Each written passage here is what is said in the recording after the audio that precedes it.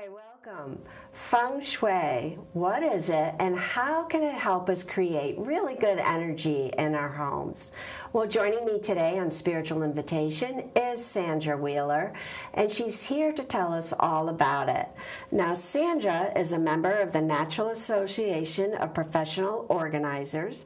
She's earned her specialist certificates in both residential organizing and workplace productivity. Sandra served on the NAPO, Connecticut board from 2008 to 2016 and received the Founders Award for her contributions.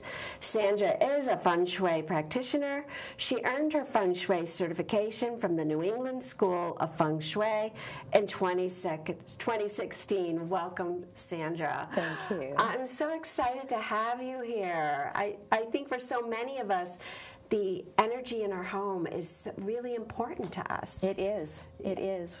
So thank you for coming. I've been looking forward to this. Good. So let's begin like we do with everybody. Tell us about your spiritual journey. Well, I probably had heard of Reiki and Feng Shui at some point, but didn't really understand it at all. At one point, I had a great job. My house was beautiful. My husband and my children were very healthy. Something felt energetically off for me. So I researched and found a practitioner, and he came over. The whole process of the day that he spent with me, it wasn't a whole day, but the portion of the time that he spent with me was fascinating to me. And I really felt the difference in my home. And then several years later, learned of the New England School of Feng Shui and started taking classes. And you just decided to do it yourself. I did. So many people that are into different practices like this will say it helped them, right? And then they had to turn around and do it themselves. Yeah. So tell us, what is Feng Shui? So Feng Shui is literally translated into wind and water. The wind, and both are essential to life, right? Wind is the air that we breathe in. Water is the liquids that we take in. And together it is essential for life. And so having that energy force, which is qi, is essential both in ourselves and in our homes. Mm-hmm. Now, where can Feng Shui be used? I mean, what's the ultimate goal of it? It really depends on what's happening with the individual. But you can Feng Shui a desktop. You can Feng Shui an entire room. Oh, that's interesting. You can Feng Shui a house. You can Feng Shui the property that the house is sitting on. So, or a business, or the entire building, commercial building. And you see that. I've read articles about an architect doing that for an entire building, right, making sure that the Feng Shui is correct, is really on. Right. Yeah. Right. Yeah. Yeah. Well, wonderful. So, do you think when we're in our homes we're instinctively picking up on something when we say, like, I don't know, the couch, it doesn't feel right in that spot, or we say something's off in the room? Absolutely. In my organizing practice, I encounter folks all of the time that say, oh, I just never use this room. There's something off in the room itself. Right. It could be the seating arrangement. It could be the way it's laid out. Could be even something carried over from a prior tenant or somebody that's lived there before. I've even had people say that they can't walk through large department stores because they pick up the energy of the folks that have walked through there before. I've had that happen. Yeah. So if a couple has a really serious argument in the TV department at Target, that energy can stay there, and you can walk through it, and you feel it. And you feel it. You can. Yep. Yeah. So if so how do you respond? So if someone does come to you and says, I don't know what it is, but something's off in my house, how do you what will you say to them? Well, first I like to see the space, especially if they're talking about a particular room. Many times people will say to me, I'm just not sleeping well, I'm exhausted, I have no energy, I'm depressed. There can be lots of different causes for someone, and they don't even realize, I mean, there's lots of different ways to get around all of that, but many of them can be solved through Feng Shui. All right, so that's interesting that it's to that point where energy can be so off in your home yes, that it's affecting your mood. Absolutely. type of thing. Yep. I mean, that people have said that to you, that Right. they even feel depressed. Right. Okay. Yeah. Yeah. And then Yep. just rearranging some simple things, redirect the energy. Right. Is that the right way to say Yeah, it? yeah. We'll redirect the energy. Yeah, so if you think of chi or energy flow in your home, Yes. you want it to be either like a gentle breeze or a small river of water. If it came in your front door, how would it wander through your home? Does it get stuck in certain corners? Can rearranging the furniture help to improve the chi flow in a room? Are there rooms that you never go in, which Right. obviously would then become very stagnant? Right, right. Because you just don't like going in there and you Right. don't know why. Right. Or you just Yeah. never use the room. Right. Yep. Right, right. Yep. I have to tell you, we talked a little bit about this before the show, and I said to you I had taken a couple of classes. Right. And one example is I didn't understand every time I walked into my bedroom why I dreaded it. Oh, interesting. I know, and I hear your bedroom's supposed to be your sanctuary and all this. I couldn't figure it out. Like, why do I hate walking into this bedroom? And I took a class, and in 2 hours, I figured out is because when I walked in, there was my husband's dresser with 10,000 pictures of the kids. Okay. And a laundry basket. So every time I walked into the room, it reminded me of all the work. This is when my kids were little. Right. All the work that I had to do. Right. And all the work that was left for me. Right. Instead of walking into my bedroom and then Relaxing. relaxing Yeah. after the end of the day, Yeah. I kept thinking about work. So even if you didn't notice it consciously, subconsciously, it's registering to you all the time. It's saying to you every time you walk Absolutely. in, this isn't right. Yep. Stop this. Right. Right. There's a better way. Absolutely. All Yeah, right. good for you. So, so what are some tips you could suggest right now to viewers, say regarding their entryway and regarding their master bedroom? Let's start with the entryway. This is Yes. really key. I think it's very important for folks, especially if you've lived somewhere for a very long time, go to the curb and look at your home. Really? Is it clear that you're in the right address? Many homes, I go into people's homes every single day. Many homes, the number's not on the It's just not on the there. house. So then, by process of elimination, seeing the neighbors' numbers, I'm able to find the address. And why is that important energetically? Just because right away, if somebody can't find your house, it's right. okay. So even if you're someone that doesn't want visitors in your home, for whatever reason, some people are like that, you still want life force and energy to find your home. So it's the same thing. Oh, what a beautiful thing. You want life and energy to come into your home. New opportunities. You want new opportunities to come to your home. Prosperity, all abundance, all kinds of things. You can keep people out, Right. but you want all the good stuff to come in. You want all the good stuff in. So you want to make sure that that can find your front door, whether it's human beings or energy or whatever.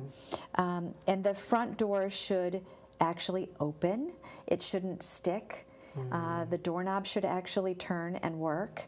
One woman that I worked with, she was really struggling with opportunities coming into her life.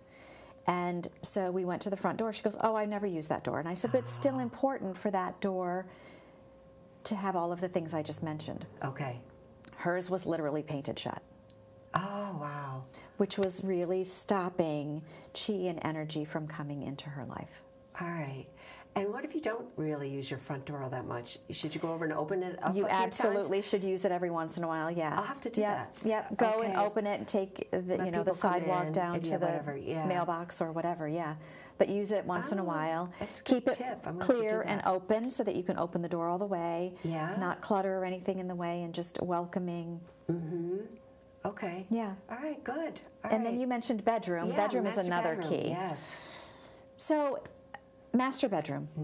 What needs to happen in this room, right? So it's relaxing, loving, getting ready for the day. All the other stuff needs to come out of that room. Like laundry It baskets. really does. Laundry baskets. Can you get a really pretty hamper and stick it in the corner with, Yes. right? Unfinished projects, boxes of paperwork. People tend to clutter their bedrooms because if someone does stop by, that's the last place they're going to wander through. So people will go through their homes and pick up all the clutter or something and shove it in the bedroom. You're not going to sleep with all of that surrounding you every single night. So it's important to have that clear energy as well. So, so clearing out, making sure there's no clutter. Yep, very key. Yep.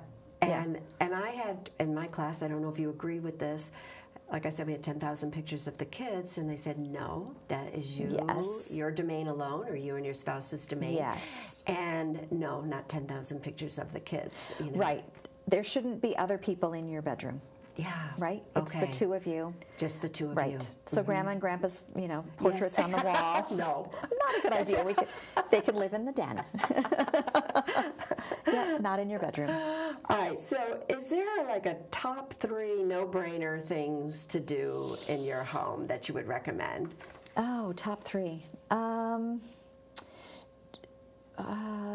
A couple of things. So if you have a bunch of stuff stored up in the attic and just shoved up there, it's not good because it's actually sitting on top of you. It can lead to headaches.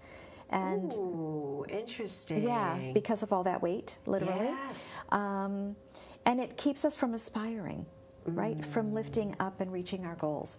So it's not a good place to hold. We shouldn't have clutter in our lives anyway, but not a good place. Basement, again, if there's a bunch of stuff stored in the basement, not good either. That tends to keep us rooted right in place. So you're unable to kind of move forward in life. If you have, and it's typically when I go into organized spaces, it's inherited objects, things from Grandma, Grandpa, things people haven't thought about, or they moved and the last 20 boxes they were exhausted and shoved them in the basement, and it's been 17 years, so you really right? need to go so through it. You really need to go through the stuff, and it has to be here. You have to keep that, keep the and you can flowing. store things there. It's okay. But, it's a basement, right? Sort of curated so that if you have seasonal decorations, they're in one place, and you put Christmas away, and a couple months later get Easter out or something. So, yeah. Now, you're a professional organizer as well. Yes. I mean, really, what is it about being organized that does feel so good? Even if we just organize one drawer in the kitchen, it just feels so good. What is that? I love before and after pictures. Yeah. So even if it's a small project, I recommend to folks that they take before and after pictures. It's very gratifying. Even if it's the trunk of your car, right? Take a picture before, take all the stuff out, take a picture after. But to me, organized is absolutely and only having what I use and love, and generally knowing where to find it.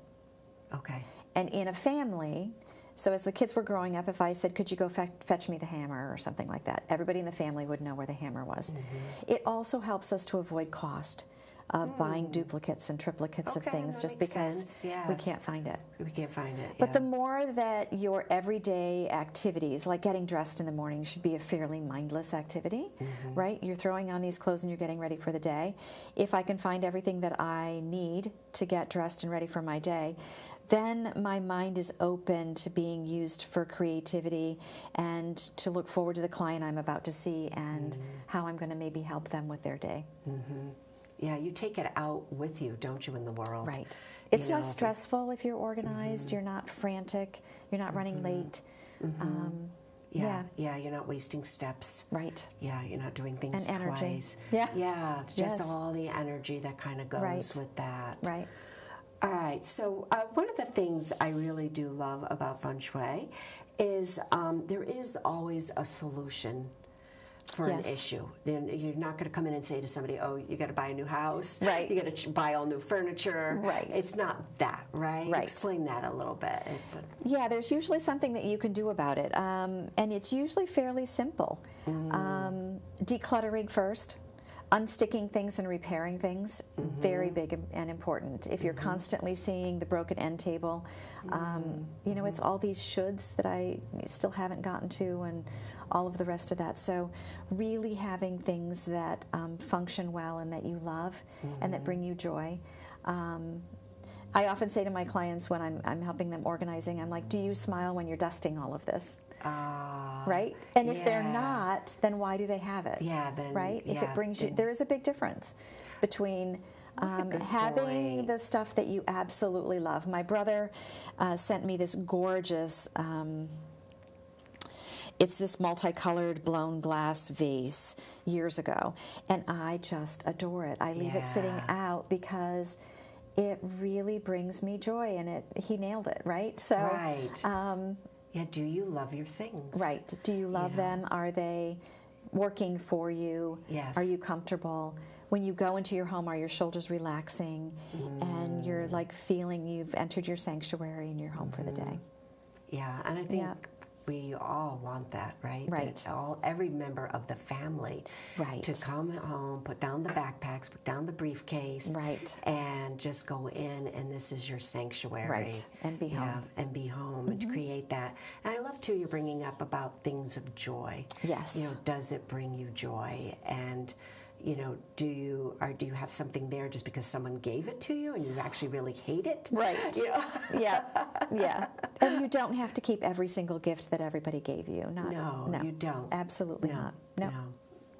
All right. So, so you talked a little bit about it because I've read that our homes are kind of a mirror of what's happening inside. You agree with that then? Yes. All right. So if you walk into someone's home, you kind of know they need help. I see why they called me. They need help, right? Yeah.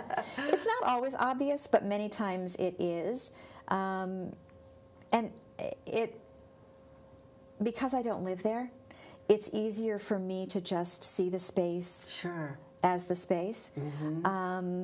So often people will not see their spaces after a period of time. Literally, if something sits in the same space for 30 days, we stop seeing it. So if the stack of newspapers are sitting there, we don't see it after a month. Yeah. Just last week I was working with a client and I was taking things toward the bedroom and I said, what's with the couch in the hallway? She said, there's no couch in the hallway. And there was a full couch on end blocking the end of the hallway. So I brought her out and I said, that couch, and she goes, oh, that's been there for months. My husband needs to have people over to help me bring it upstairs. But she had literally stopped seeing it. So we figured out a way to get the couch upstairs so that it was no longer blocking. Blocking energy. Everything's about, almost like acupuncture, right? In our bodies, in our system. All flow. We want the energy to just keep flowing. So we want that in our homes. It's healthier in our bodies. It's healthier in our homes. And it's healthier in our homes. Wow, this is really something. So, kind of likewise, if you walk into your home and you groan, that's a sign, right? And if you walk in your home and you feel relief, like, I'm home. I'm home, yeah. Those are like two, look out for that, right? Yeah. What are you feeling joy? I'd also read that you actually will send the energy back. So if you walk in your house and you're like, oh, it's a mess, and it's like, oh, now I got to deal with this, and you're feeling that. Explain that a little bit. The energy kind of comes.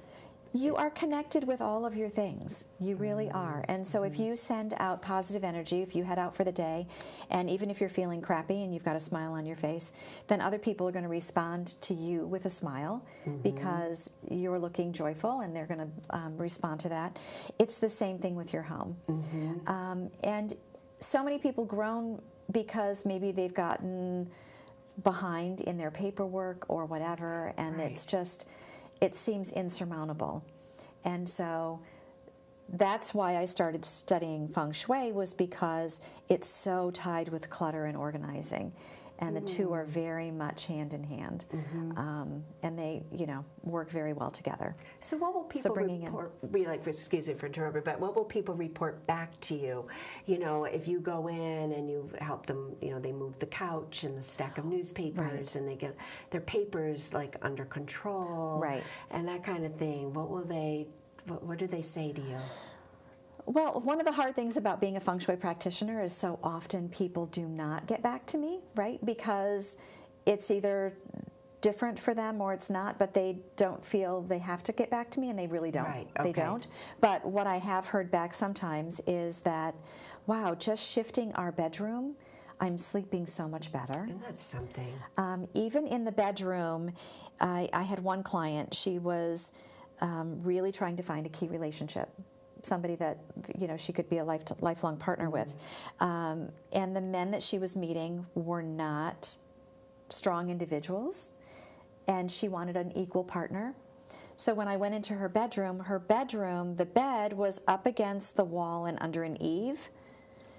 So, and she had on her side of the bed all this space and all of these books to read about her profession, right? So I said, your key relationship, according to your bedroom, is your profession. Ooh. Which it was very much so. Wow, that's pretty. Right? Wow. But in a bedroom, you don't need all of that. You shouldn't have any of that in your bedroom. No. And for a master bedroom, you want the equal sides on both sides of the bedroom, of the bed. So the nightstands don't have to match exactly, but equal space, equal lighting, helps to reflect back equal partnership in the relationship. So it is fascinating to me how somebody will say to me over the phone something that's happening in their life, and I get to their home and we haven't mentioned the bagua, which is a 3x3 grid that is a key part of feng shui, and each of those 9 spaces reflect a part of our life. And so if somebody's really looking for a key relationship, we go to that space in their home and see what's happening in that And area. what's going on right. in that home. That's the junk room or something, right? So Yeah. it's chocked full already, and there's no room for anything new. And getting back to that client with the bedroom, I mean, that's really interesting stuff.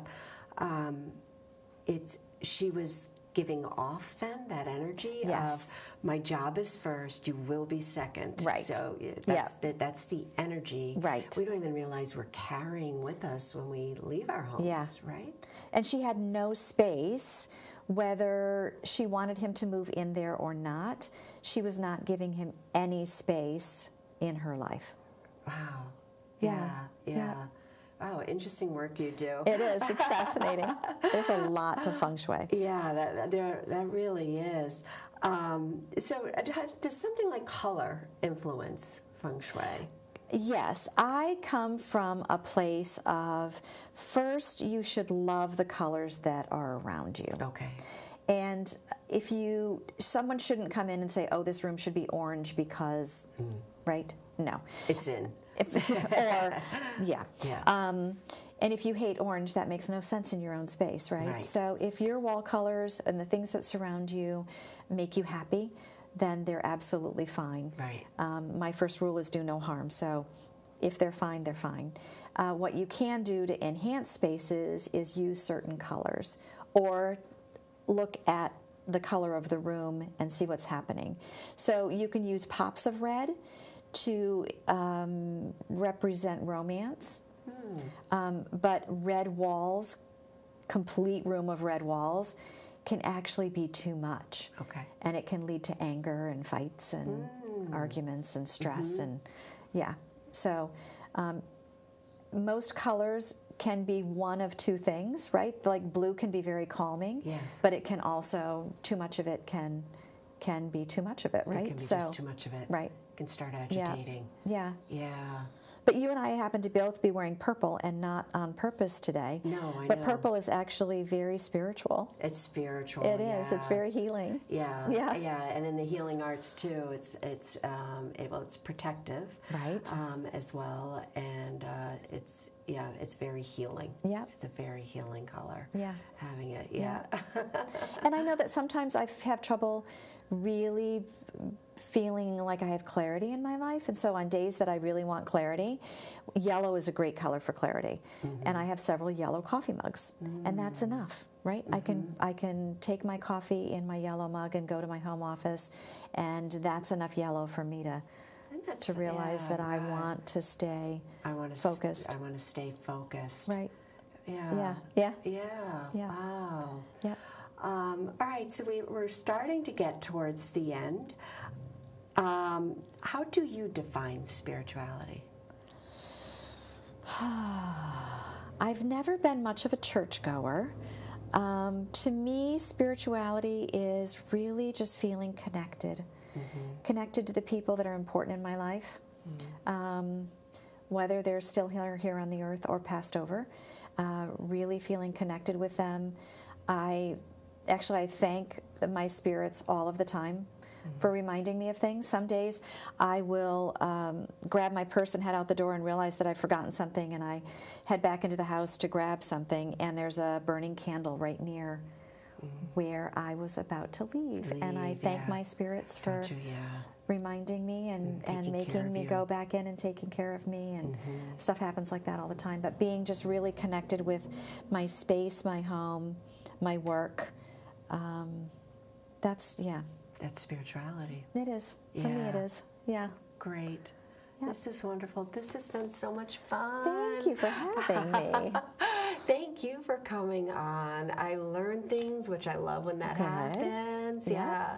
It's terrific. So thank you again. And we're going to have all of Sandra's contact information up on the screen in just a moment.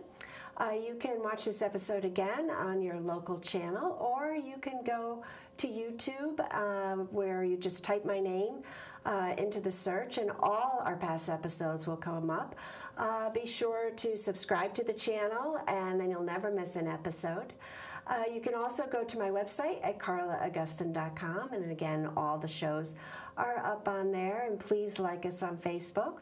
I want to thank everybody that gets in contact with me and has suggestions for the show or comments. I find it very encouraging and supportive, so thank you for that. I do appreciate you watching. This has been Spiritual Invitation. I'm your host, Carla Augustin, inviting you to explore spirituality.